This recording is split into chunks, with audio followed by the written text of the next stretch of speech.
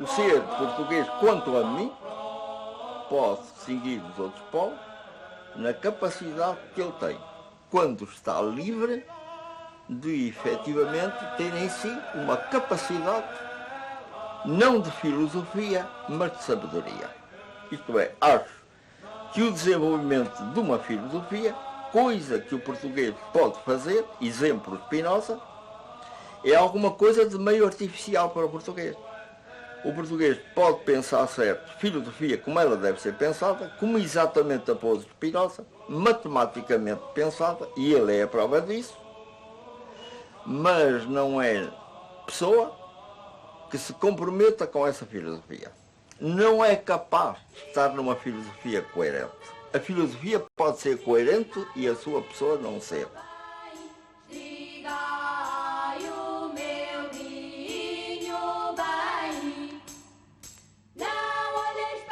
Uma boa definição de Deus seria toda aquela que instalasse nele o paradoxo ou que instalasse o paradoxo nele. Em lugar de se considerar que é ortodoxo dizer que Deus é tudo, se estamos no Ocidente. Em lugar de considerar que é ortodoxo dizer que Deus é nada, porque estamos no Oriente, cada um deles achando que o outro é heterodoxo, nós poderíamos instalar Deus num paradoxo.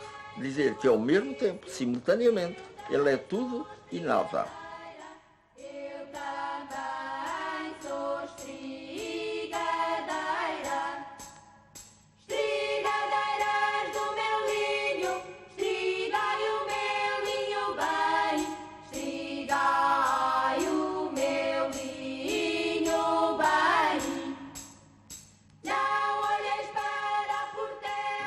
Os portugueses estão a descobrir, fascinados, Agostinho da Silva. Para muitos é já uma referência decisiva, sobretudo os mais jovens, que encontram nele reservas de valores culturais e humanistas irrecusáveis. Por isso acorrem cada vez mais a ouvi-lo nos espaços onde intervém e a esgotar-lhe nas livrarias as edições de todas as obras.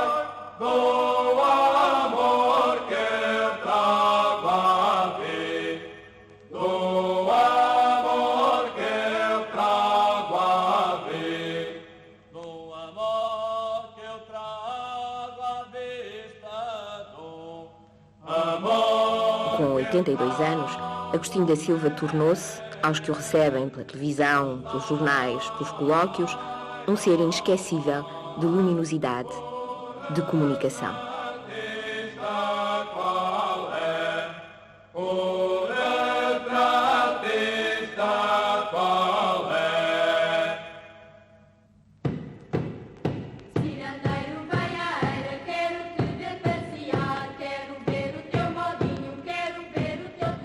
Comunicação idêntica dera-se já há 40 anos, quando Agostinho da Silva, antes de se exilar no Brasil, surgiu nos círculos intelectuais de então, jovem professor da antiga Universidade de Letras do Porto, do Liceu de Aveiro e, demitido do ensino oficial, de colégios particulares em Lisboa. Num deles seria, aliás, explicador de Mário Soares.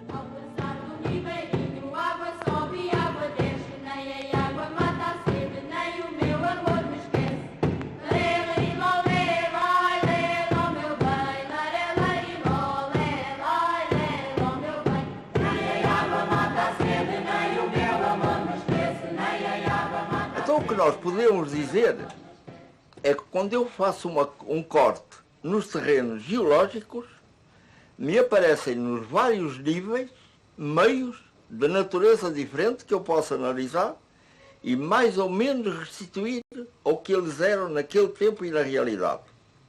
Me aparecem incrustados nesses níveis fósseis, de animais ou de plantas, que eu posso encontrar diferentes em níveis que se aproximam do nosso tempo. Então, eu estou exatamente diante desses terrenos como se está diante de uma película fotográfica. O que eu tenho, na realidade, é uma série de fotografias paradas de seres que são diferentes uns dos outros, embora, de certo modo, interligados entre si. Então, há duas hipóteses a fazer. Uma hipótese é a de que cada ser, dada a natureza diferente do meio em que passou a viver, se transformou. Houve aquilo que se chama a evolução, que aparece bem marcada, bem definida, com o nosso amigo Darwin, e que toda a gente, ou quase toda a gente, aceita hoje como uma coisa perfeitamente marcada. Então, é o que sucede com a película de cinema quando ela é projetada. No fim de contas, nada é animado. O que se projeta na tela é sempre uma fotografia parada.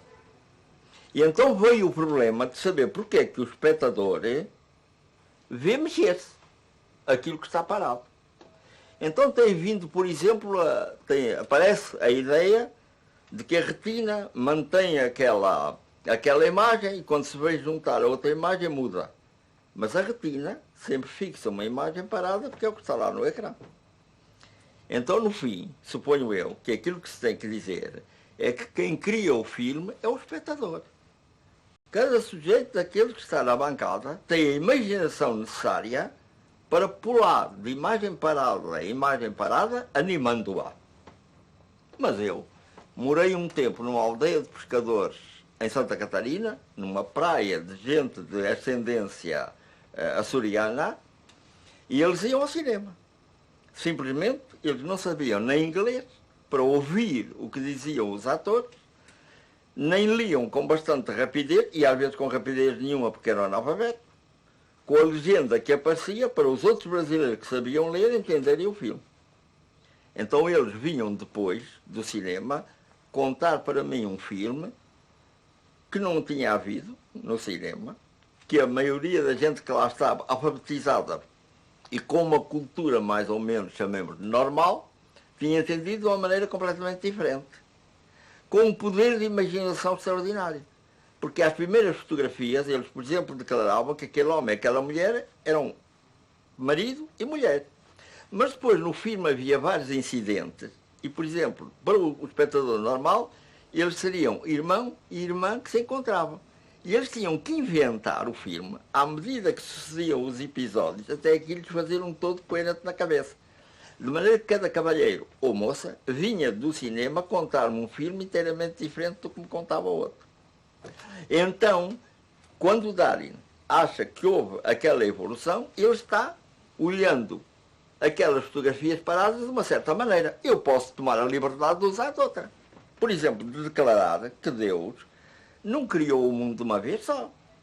Que Deus está criando o mundo com gosto, na eternidade, não há o tempo para ele, mas está criando cada vez mundos novos. E que cada um daqueles níveis não é a evolução do nível anterior, mas uma criação nova de Deus. E a coisa não é assim tão absurda, porque há hoje grande gente da física e da matemática, por exemplo, isso sucedeu com um russo chamado Linde, que vem dizer que, efetivamente, a criação é contínua. E que é uma criação não só deste mundo em que nós aplicamos a nossa lógica, ou aplicamos claramente a geometria do Euclides, não é?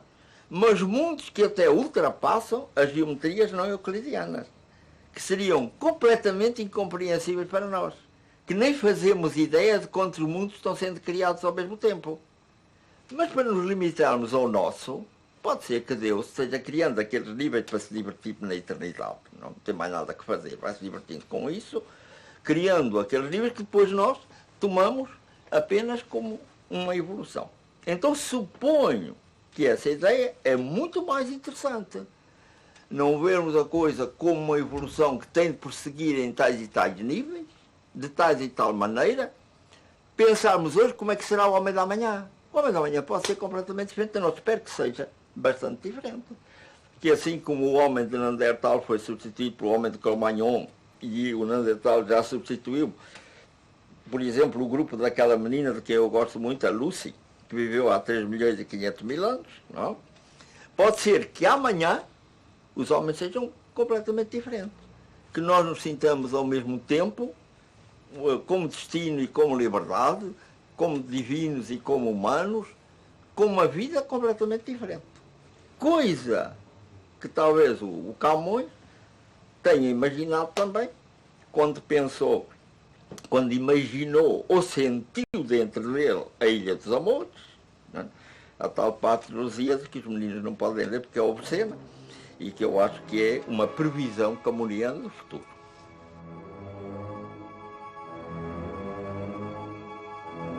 Regressado nos finais da década de 60, no Brasil fundou 5 universidades, afirma-se o maior vulto português depois de Fernando Pessoa, deste século, e um dos pensadores mais originais, mais ousados da atualidade.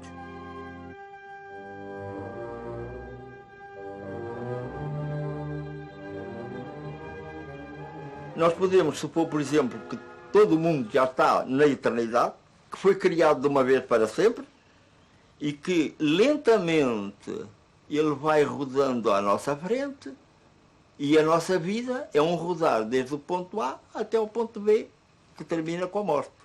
Ou podemos imaginar que está lá e que somos nós que voltamos a cabeça durante a vida inteira e vamos vendo os vários aspectos da eternidade. De que nós somos apenas uns espectadores presos no tempo e no espaço daquilo que é eterno. Sempre presos no tempo e no espaço. O Camões acha que não. E nós, olhando a história da humanidade até hoje, também achamos que não. O Platão esteve preso no tempo e no espaço. O Camões esteve preso no tempo e no espaço.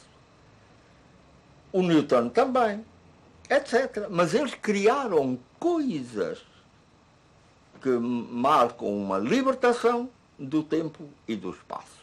Eles deram vistas que, à nossa escala, podemos dizer de eternidade, quaisquer que sejam as modificações que vieram, no sentido de acrescentar ou de limitar, como um artista faz.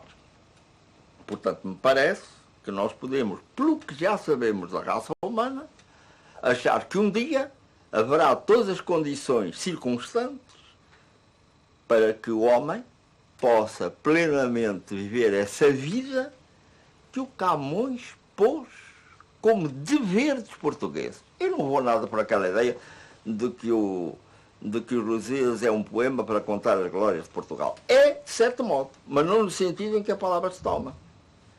O Camões, acho eu, e como não há nenhum documento que contrarie, eu tenho toda a liberdade de criar eu o documento.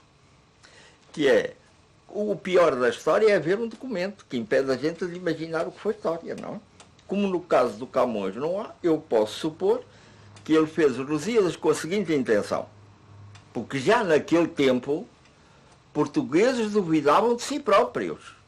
Portugueses se encontravam na decadência. Ele próprio não foi tocado por isso. Quando falou na apagada tristeza, na austera tristeza, etc. Pois. E ele disse, não há razões. Quando ele estava animado, quando ele tinha um dinheirito no bolso e boa saúde, ele achava que não havia apagada tristeza coisa nenhuma, não é? Que o que havia era uma pequena interrupção e que ele precisa animar os portugueses. Então ele animou os portugueses assim de maneira.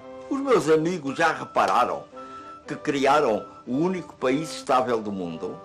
E naquela altura o coitado tinha pouca experiência disso, porque era só o século XVI. Mas nós que estamos no XX, se olharmos o mapa do mundo, vemos que todos os países mudaram de fronteiras e Portugal se mantém com as fronteiras do século XII. Então podemos dizer orgulhosamente, os portugueses criaram o modelo do que deve ser no mundo uma coletividade nacional instalada na sua geografia. E não foi preciso para isso o Camões imaginar belezas extraordinárias. Pelo contrário, ele até fez uma ou duas marcações que provam que ele era um homem realista e bem despido de muita coisa limitadora da mentalidade do tempo. Por exemplo, quando Deus aparece em Eurique, pregando ao Afonso Henriques, e o Afonso Henriques diz: olha, meu caro senhor, vai pregar aos maometanos, que é muito melhor, não é? Porque a mim, porque eu estou convencido de tudo que você diz, porque é que está a perder tempo? Faça por ter com eles, não é? É uma maneira de tratar Deus curiosa e esquisita. Única na história de Portugal, coisa nenhuma. Hoje vive discretamente no bairro Alto, sobre o Tejo. As cartas para os amigos são-lhe uma constante no cotidiano, como é a presença deste gato, soberbo e indomável, quase um símbolo, um ex-libris seu.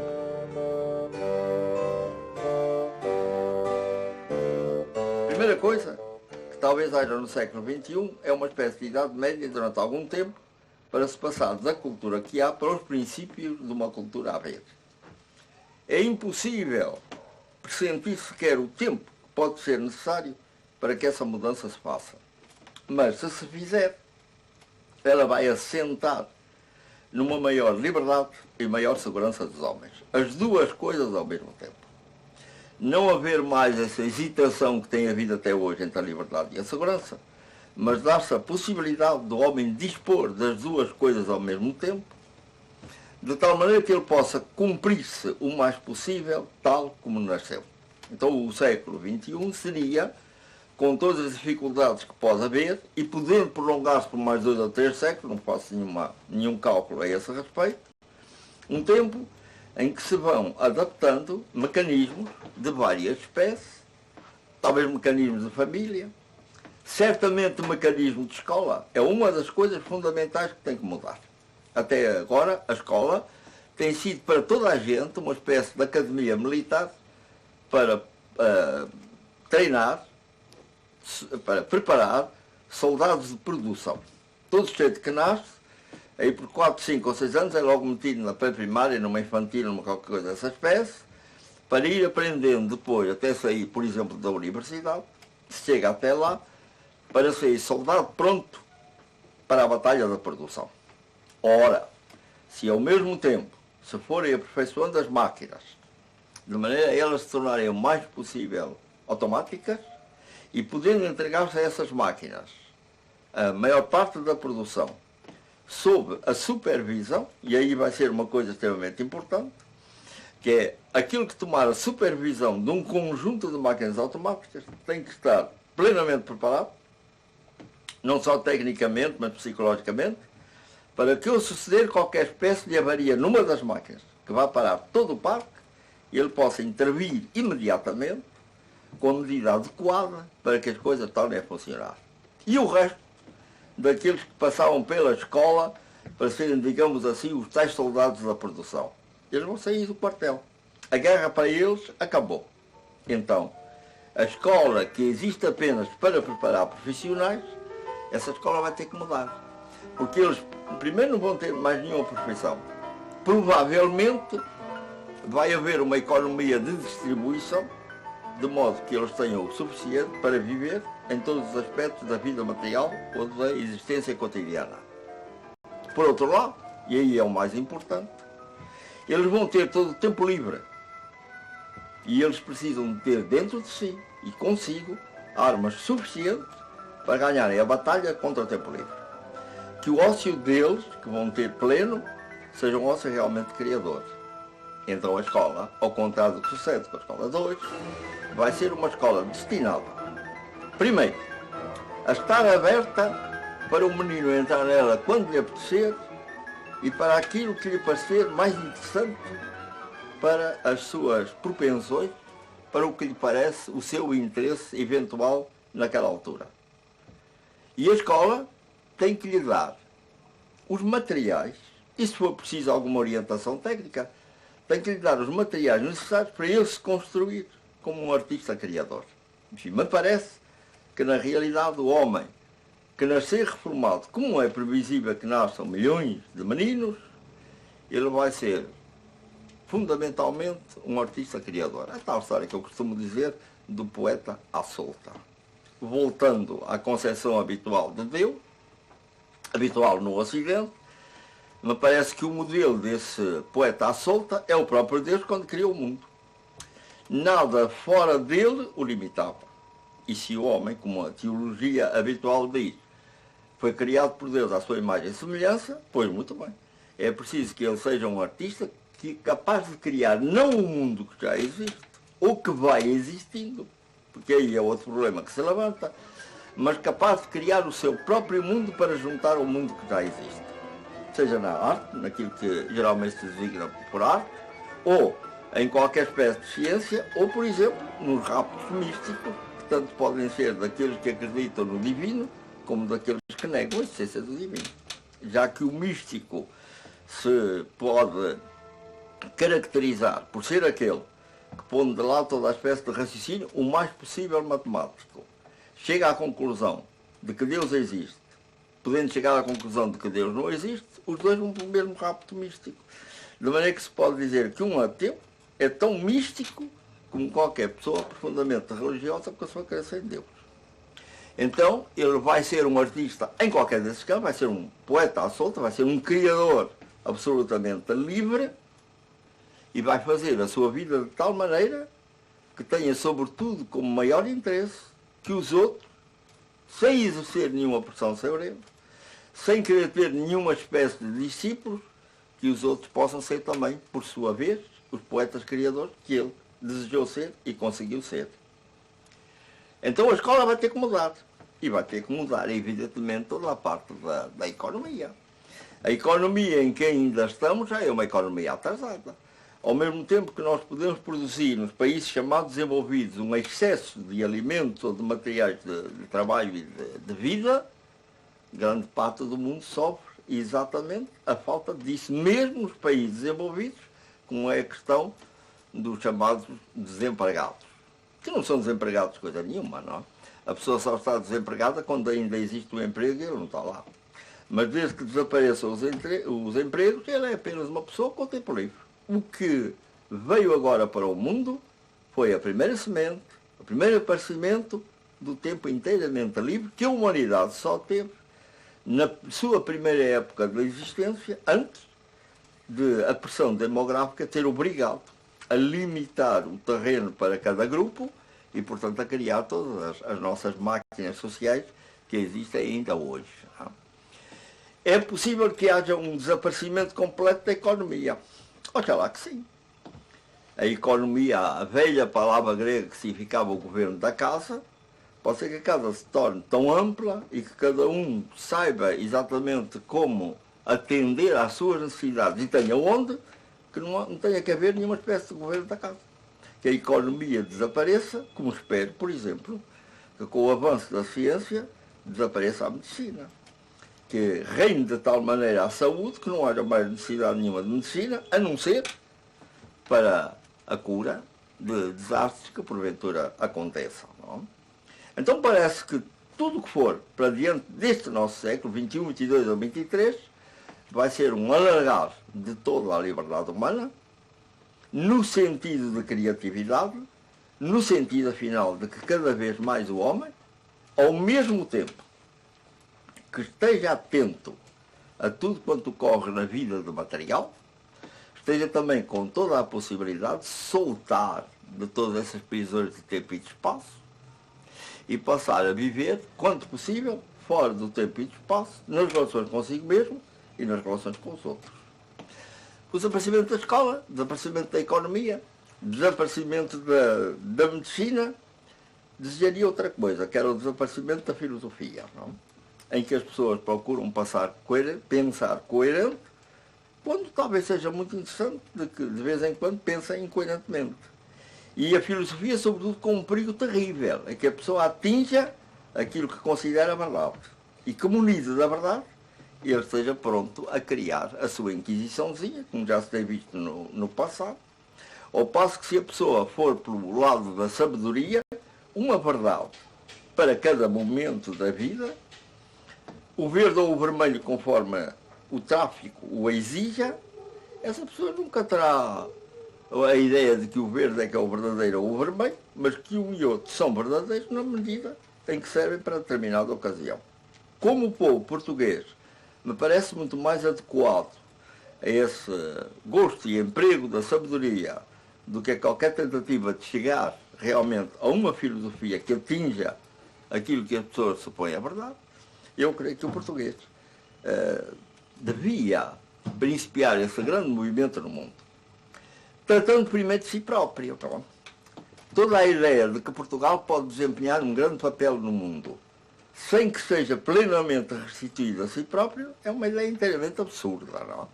Enquanto Portugal estiver preso por uma série de falhas, de faltas, sejam culturais, sejam materiais, é evidente que não pode ser modelo de coisa nenhuma. É um país que pode ir a caminho de qualquer coisa importante, que pode de vez em quando realizar, como realizou com as navegações e o descobrimento, uma proeza, alguma coisa que seja importante para o mundo, mas é realmente um país que não pode dar-se como modelo do mundo. Quer dizer, o primeiro cuidado de Portugal devia ser tratado de si próprio. Como cuidado, penso, de qualquer pessoa. Qualquer pessoa devia ser perfeitamente egoísta, no princípio de sua vida, tratar de si mesmo, aperfeiçoar-se o mais possível, segundo aquilo que achar que é a perfeição, e só depois passar a qualquer tentativa de altruísmo. Portugal, penso eu, exatamente a mesma coisa. E que Portugal podia já começar a inaugurar o século XXI. Não é preciso esperar para o fim do século XX. A ideia de que o futuro só está lá adiante é inteiramente absurda. Tanto o passado como o futuro coincidem num ponto que se chama o presente e que passa logo a ser passado assim que damos por ele, não? E o futuro começa agora. Neste momento o futuro começou. De maneira que neste momento cada um de nós já devia comportar-se como se estivesse no século XXI. É por isso que eu digo que toda esta técnica teria que ser imediatamente aperfeiçoada, de maneira que não tivesse tanta gente atrapalhada com toda a espécie de máquinas, mas uma coisa muito mais simples pudesse funcionar exatamente como isto. A importância universal da língua portuguesa, a reformulação da Europa e da África, o desenvolvimento da cultura e das atividades do lazer, a recuperação das economias comunitárias, a afirmação, no futuro, dos países de expressão ibérica, são algumas das pedras angulares do seu pensamento. É de resto o que eu creio que vai suceder a toda a Europa. Quando a Europa estiver constituída, não é mais uma nação dos Estados que vieram do Renascimento, ou um pouco antes do Renascimento, muitos deles, um pouco depois, muitos deles. Não é uns Estados que herdaram o Luís XI, de alguma maneira, e que herdaram o Carlos V. São exatamente as regiões que se vão definir, que vão ter cada uma a sua forma de pensar, nos casos como na Bretanha ou no País Basco, a sua forma de se exprimir, e que será essa variedade de pensamento e de expressão europeia que dará à Europa realmente uma força grande para o futuro. De modo que o que me parece interessante para a construção do mundo futuro, volto a isso, não é a arremetida épica, extraordinária, corajosa do Castelhano e do Dom Quixote, mas a lenta calma, os planos bem marcados e bem executados que foram definidos de Portugal em duas navegações extremamente importantes. Porque Portugal não fez só uma. Hoje a Comissão de Descobrimentos e tal naturalmente vai celebrar muito, espero que sim, que celebra a navegação muito mais que o descobrimento. Os descobrimentos para mim não têm importância nenhuma, foram uma coisa de que já se sabia bastante e por outro lado foi sempre uma coisa bilateral, não é? Quando os portugueses descobriram os africanos descobriram os portugueses, tanto pode ser a glória de uns como a glória de outros. Estar atentos a que vinha do mar, não é? Realmente a grande proeza portuguesa foi a navegação. Não é? Se eu quisesse ser alguma figura dessa da literatura, eu não escolheria o Dom Quixote, não. Escolheria o Sancho Panza. Sinto-me perfeitamente bem instalado no meu tempo, procuro auscultá-lo em todos os seus aspectos, mas isso não me impede de desejar, por exemplo, como desejaria no caso, que o Sancho Panza fosse um pouco menos gordo. Dar um jeito ao Sancho Panza, lentamente, com todo o cuidado, para que ele se apurasse, mas sem as arremetidas que se chamam exatamente quixotescas do principal herói do romance do nosso amigo, não é? Eu creio que o Cervantes fez exatamente aquele romance para mostrar isso. Como a pessoa que deseja modificar o mundo não se ponha com aquelas arremetidas faça favor de ver como é a realidade e que só da realidade parta. No fim de contas, é um romance já, digamos, de ciência moderna. Dizendo-se homem sem desilusões porque não tem ilusões, Agostinho da Silva é um subversor, um profeta que emerge do futuro para nos abrir à saudade por ele, futuro, através de parábolas de perturbadora cumplicidade. Que asas ganhará o homem na sua evolução futura, não é? Asas interiores, porque as exteriores já tem, nos vários tipos de aviação, mas asas interiores do homem que o levem a domínios, a regiões, para nós hoje completamente impensáveis. Mas de qualquer maneira, o que podemos assegurar é que se Portugal tiver que construir, e devia construir, Portugal hoje devia construir-se a si próprio, não é? Ou reconstruir, reinstaurar-se, não é? Ele é capaz de ir para isso com todo o plano, com toda a cautela, qualquer que seja a vaga exterior. Esse é o ponto. Aquela gente que navegava, com o mar fazendo o que podia, o vento fazendo o que podia, nós temos também que navegar se quisermos construir alguma coisa do mesmo modo. Calmamente, olhando os instrumentos matemáticos, os tais instrumentos matemáticos que eles usavam, qualquer que seja a vaga, qualquer que seja o vento, qualquer que seja a atitude do mundo exterior à volta.